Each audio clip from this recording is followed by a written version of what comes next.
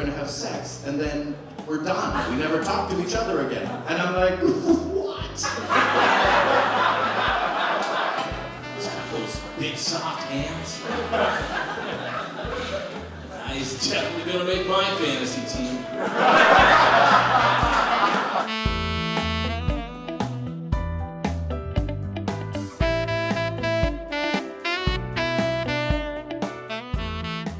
Hey everybody, welcome to Rise of the Comics Live. I'm here with one of the comics, my good friend Ed Konya. Ed, welcome to the show. Good to be here. Thanks for having me. Ed, you're such a hardworking comic. You've made so many great leaps and bounds. You produce shows. Ed produces the #1 open mic in Vancouver, Stand Up and Deliver. Ed, how are things going? Very well, actually. We're going to be celebrating our 2-year anniversary, June 7th. And so it's exciting. We've had big turnouts, and we put up 40 to 50 comics every night. So it's been great. Fantastic. Now Ed does a lot of deadpan humor, and I've been dying to ask you. Now you're smiling. I've been dying to ask you. Is that just your natural way, or are you practicing with the deadpan? How's that going for you? Well, I mean, stylistically, you try to keep it the same, So yeah, I mean, you do some jokes that tend to work in that style, and then you just keep going with it, But there's some weird shit going on in America now. I think we can all agree. This is a strange story I heard. Down in Milwaukee, Wisconsin, there's a guy who owns a frozen custard stand. A frozen custard stand, and he absolutely refuses to serve anybody who doesn't speak English. Yeah, and when they interviewed the local Hispanic population, the overwhelming response was, "What the is frozen custard?" I like living in Vancouver, though, because it's a cool place for people watching. Wouldn't you agree? So many interesting characters here. Yeah, I was out just the other day, and I saw this guy, this super old guy, go by on a skateboard. And I'm looking at him going, man, look at how old he is. He's still riding a skateboard? What a loser. Yeah, and then I jumped on my BMX and I rode away. I've been here a while. Actually, almost 23 years, can you believe it? But she's a crier. I'm going to tell you right. Any criers? I mean, she loves a good cry. Any criers here? Yeah, sure. But she loves it, and it doesn't take much either. It doesn't take much. For example, I'll say something like, hey, honey, you remember our first date? We went to the zoo. It's just get a little choked up. Just like that. It's so easy. Or I'll say, hey, honey, you're more beautiful today than the day I met you. Yeah. But and a little tear will start to, and it doesn't take much. Or I'll show her a photograph of what I looked like in my 20s, and she'll just sob. Days of sobbing. So. We're here with our special guest star for the night, Lisa Person. Welcome to the show. Thanks for having me. It's our pleasure. Now, Lisa has fast-tracked at Yuk Yuk's. She's the queen of one-liners, very talented musically with comedy. I wonder, Lisa, do you ever wake up in the middle of the night and come up with some crazy jokes and that ruins your sleep, but yay for the material? Once in a while I do solve a joke that I've been trying to come up with the punchline for. Or yeah, it happens now and then. I've learned to write it down. I've been doing some online dating. I've tried it. The thing that bugs me about it is the men always want to do the first meeting in Starbucks. I don't want to meet them in Starbucks. There's too many younger college girls, good-looking women hanging around Starbucks. I don't need the competition. I say, meet me in Tim Hortons. There's that one, it's just inside the Walmart. In Mission.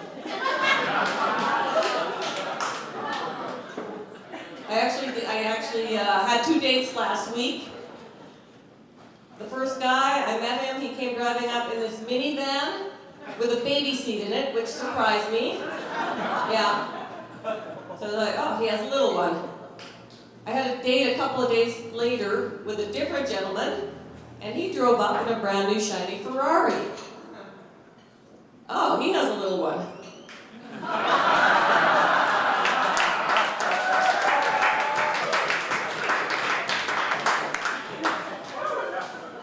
One thing I think would be fun, at least once in my life, I want to date a cop.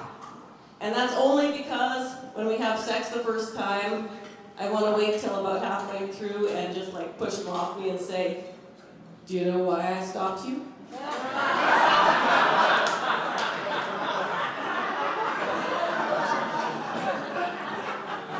Sir, do you have any idea how fast you were going?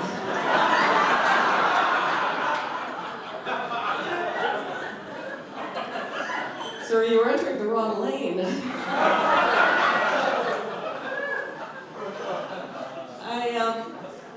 I do like the younger guys once in a while. I like to be a little sneaky. I'm just going to end with this. I'm going to tell you a little secret here. Sometimes I go to a dark nightclub and I dress really youthful and I hit on the younger guys and they think I'm around 30. So if there's any 30-something guys in here, this is your warning, okay? Lady you pick up at the club, she might be 25 years older than you think. Don't worry, you're gonna have a fun night of passion, except you're gonna be real surprised the next morning when you wake up. And you look to the other side of the bed, and you see your clothes neatly folded.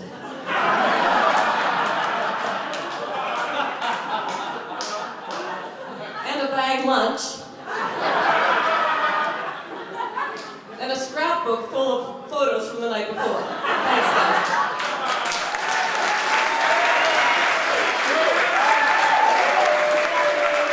How about it for Lisa Person? She's a cougar, yeah!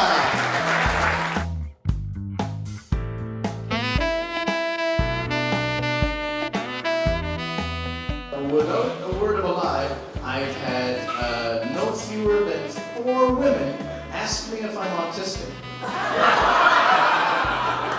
All the people that we care about, they come out for us, and that's a really nice thing that we get to be the quality control. And then it's over, and then she asks if you want to do it again, and I have to look her in the eye and reject a human being.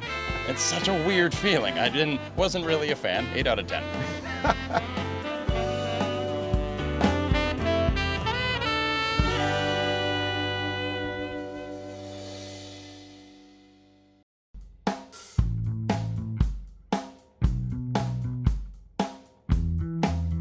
Hey everybody, welcome back to Rise of the Comics. We're here with Gavin Clarkson.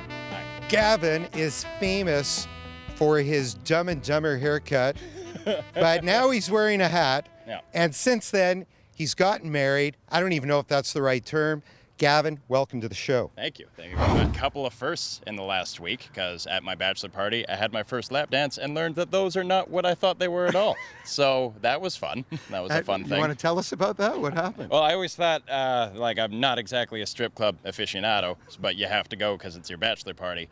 And I always thought that there were very strict rules about personal bubbles in strip clubs. Like, you keep your hands to yourself, they keep theirs to themselves, and everybody goes home happy.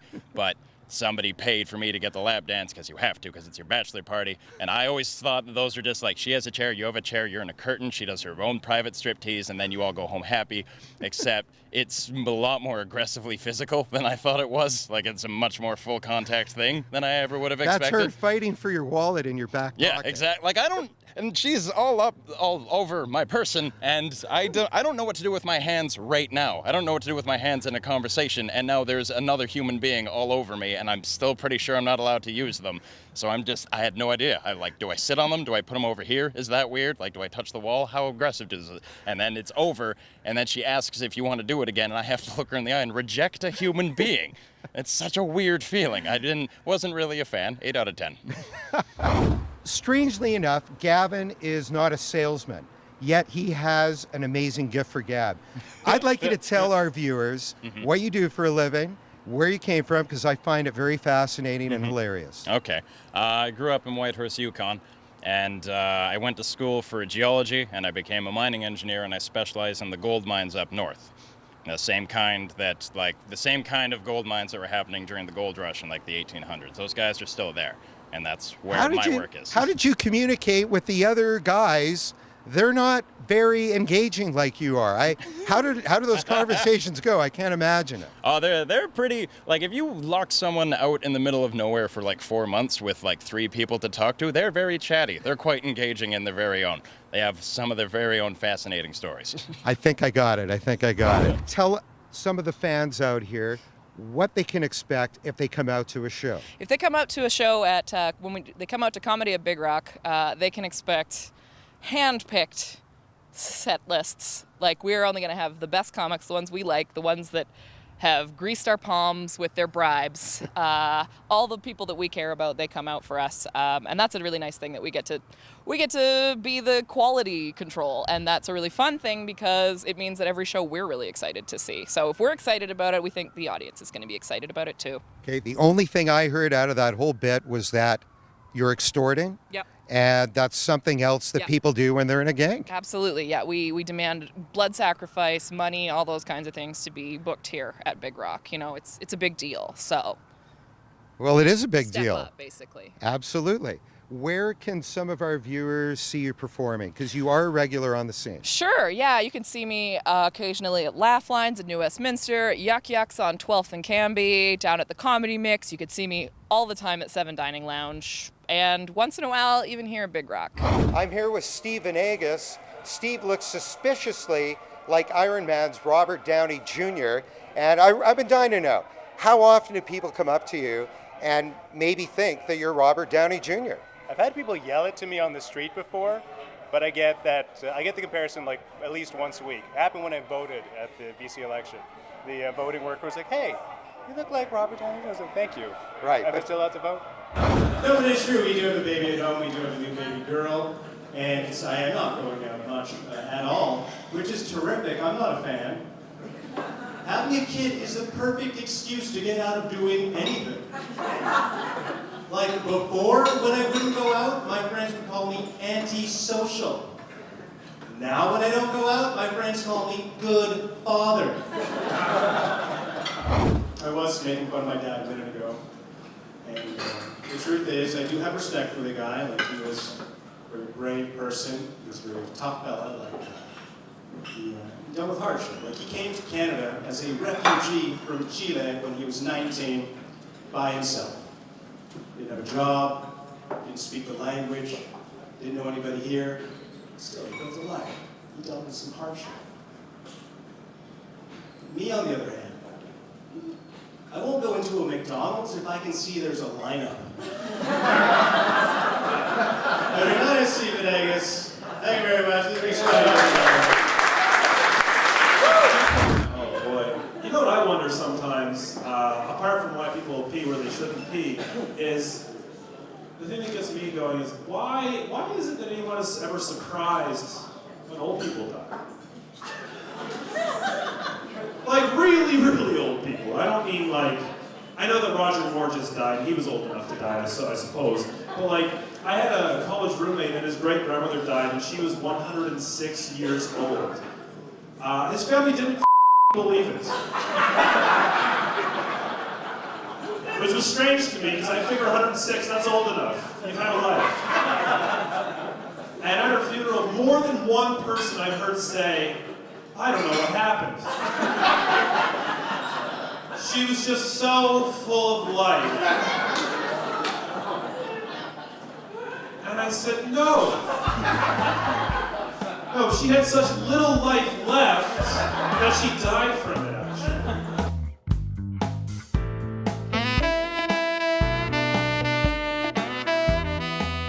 Robert De Niro from a Scorsese movie, you know? I'm just gonna take a movie for a minute. I need to talk to you. Let me ask you something. Did you fill your diaper? Huh? Did you fill your diaper? You did, didn't you, little son of a... And she's like, what do you think one and done means? And I go, oh, I thought, like, you want me to, like, take you out to dinner. And then...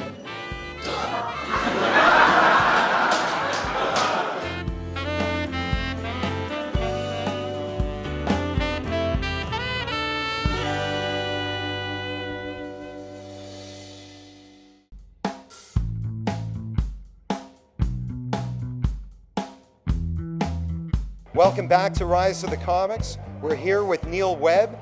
Neil is a bit of a local celebrity. He's an actor in town. He's been on The Magicians, and he brings a ton of energy to the stage. And he's developing into a star. What do you say about that, Mr. Webb? I'd say that is way too kind in every way. All of it. Just scale it all back, and then you'll have some sort of idea of where I'm at. Yeah. Like most comics, very humble. Hard to believe, actually. Neil, you've progressed so much in the last year, and I know you've been working hard. These comics work so hard, people. I hope you appreciate what they're doing. Tell us a little bit about where you get your inspiration from. It's interesting. I kind of have used some of my acting experience. Sometimes, like, I have an affinity for accents, so those will kind of pop up. I found no real space for them in my everyday life, but they seem to work well on stage. So yeah, I'll have kind of strange moments of inspiration, and then, you know, fits of writing, and then I'll kind of work it out and kind of stumble into it sometimes. So I've got a 38-month-old nephew. He's at this weird age though now because he can speak. So it's strange to be able to have a full conversation with somebody who is at the same time shitting themselves. Like, that's a strange thing. I feel like those two things should coexist. It's like, oh, you're still shitting yourself? Yeah, maybe don't talk to me.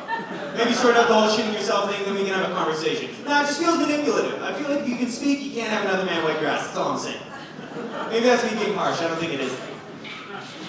I feel like when I'm a parent, I'm gonna be way harsher in the potty training process. You know, like, I'm not gonna put up with that manipulative bullshit. I'm gonna be like, I don't know. I'm gonna be like Robert De Niro from a Scorsese movie. You know, I'm just gonna be like, hey, come over here for a minute. I need to talk to you. Let me ask you something. Did you fill your diaper? Huh? Did you fill your diaper? You did, didn't you, little son of a bitch? I can smell it on you. Nah, don't look at your mother. Look at me. We're having a man-to-man conversation here right now. Did you fill your diaper? How did this happen? Don't lie to me. Oh, you couldn't feel it? Huh? You couldn't feel it? Is that your story? You couldn't feel it? Well, I'm not buying it. You wanna know why? Because you're talking to me right now. That means that you figured out how to speak. That means that you figured out language. You figured out how to draw air out of your lungs through your vocal cords and be able to communicate ideas in proper grammatical syntax, and yet you can't feel when there's something coming out of your ass? I'm not buying it. I wish I feel like the kid's just gonna turn into Joe Pesci from Casino and be like, all right, 8 minutes, you motherfucker, you. I shit myself on purpose because I'm the boss around here, not you. And back up, just a minute, back up. You want me to ask you, huh? You want me to ask you when I can take a shit, you motherfucker, you? I'll shit myself whenever I want to. Because you, personally, you're not without me. I'm your legacy. So when I take a shit, you'll wipe my ass. You ever talk to me like that again, I swear to God, I'll stab you in the neck with this red crayon and bury you in the sandbar. You never body train me again, you motherfucker, yo. As my references are current as shit. That's what I think parenting is gonna be like. Man, Joe Pesci. He's like 5'2". He's like the manliest dude in the world. Although I feel like anything you say with a New York accent automatically makes you sound more manly, you know? Just be like, yeah, The Notebook's my favorite movie. I cry every time. What's the big deal? Yeah, sometimes I masturbate to the smell of flowers. So yeah, I miss my calling to be a male ballet dancer, alright? With these games, that whole point fucking forget about it. Tonight we've got a major celebrity starring, and he's here with us now, Patrick Maliha. Welcome to the show. Oh, thank you, Scotty. By the way, I think that we're using the term celebrity in a very cavalier way. Not a lot of celebrities have people playing pool right next to them, going, who's the hump who's blocking the shot? But thank you, Scotty. You're very sweet. Thank you. Well, Patrick is an extremely well-known impressionist. In fact, if I may say so, he beat out Dana Carvey for the most impressions under 60 seconds. I've seen it. Will we see some of that later tonight? I won't be doing the big thing because, you know, people got to pay money for that. You want that? You pay the bucks, kiddo. But I'll do some impressions tonight. Sure, why not? Yeah. And I just want to talk about you and how amazing you look. I mean, look at Scotty, ladies and gentlemen. Listen, I am a dark-skinned man, but this guy here, this George Hamilton called and wants to know what your secret is, your parents will get that joke. I do a lot of references to stuff that was popular in the 90s, so which is why I'm available on basic cable. Well, I want to thank you because I don't watch the news anymore on TV. I'm getting all my feeds from Facebook, and primarily everything I've learned in the last month is from Patrick Molina. So you are posting the hell out of it. You're doing a great job. Oh, thank you. I'm at that age now where I feel my opinions are facts, and people try to say, Patrick, here's something for you to move on to be a better person, to which I say, I don't have time for this. I have bills. I'm just going to keep going and plugging away the way I am. And some people say it's a little Trump-like, to which I say, never heard of him. It has always been my dream to perform at a pub.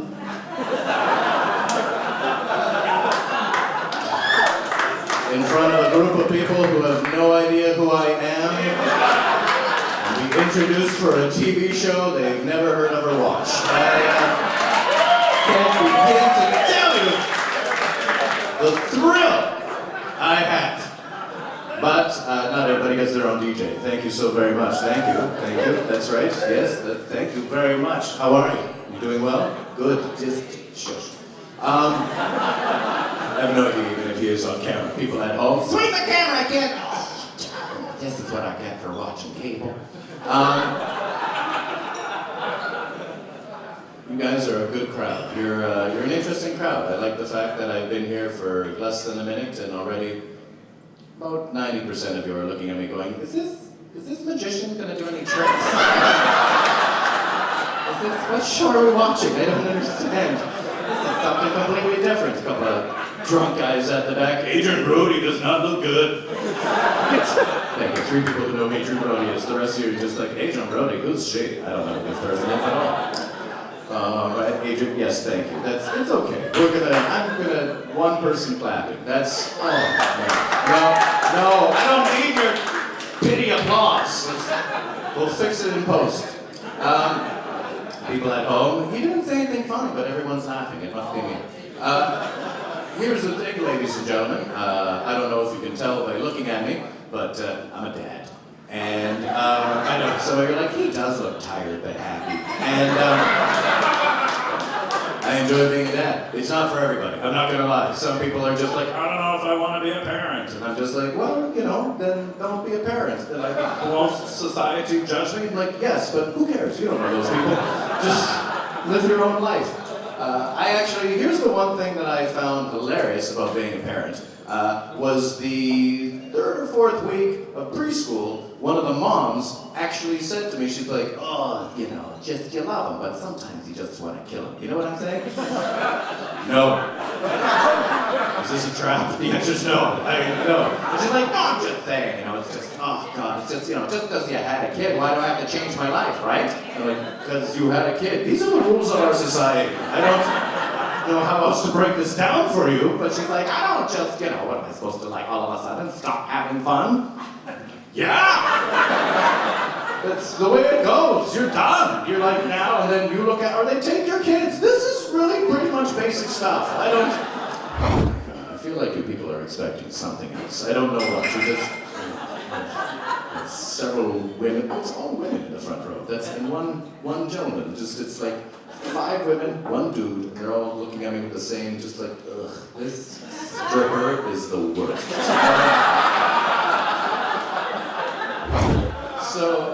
So here's the thing though, found out I was getting divorced on my 15th wedding anniversary. And, guess worse. See, I told you should save your bronze for later. And, no, it's a true story. Found out I was getting divorced on my 15th wedding anniversary. Went up to my wife at the time. I was like, happy anniversary, sweet pea. I got you a card. And she just looked at me and she was like, we don't have a real marriage. I want a divorce. I was like, oh, you spent way more time planning out your surprise.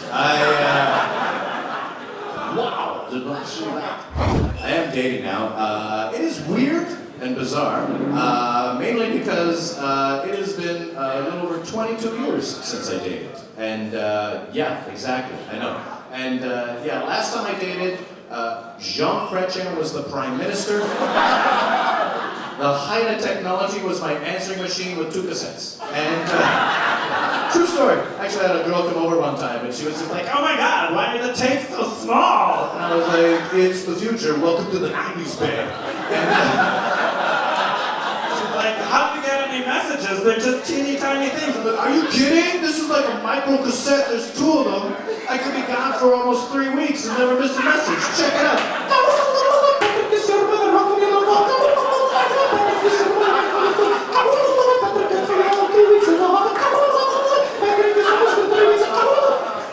I don't get a lot of calls. A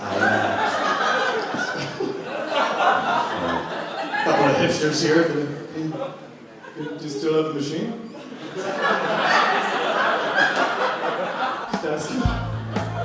That's our show for today. Thanks for watching. Don't forget to check us out on Facebook and YouTube. We'll see you next time on Rise of the Comics.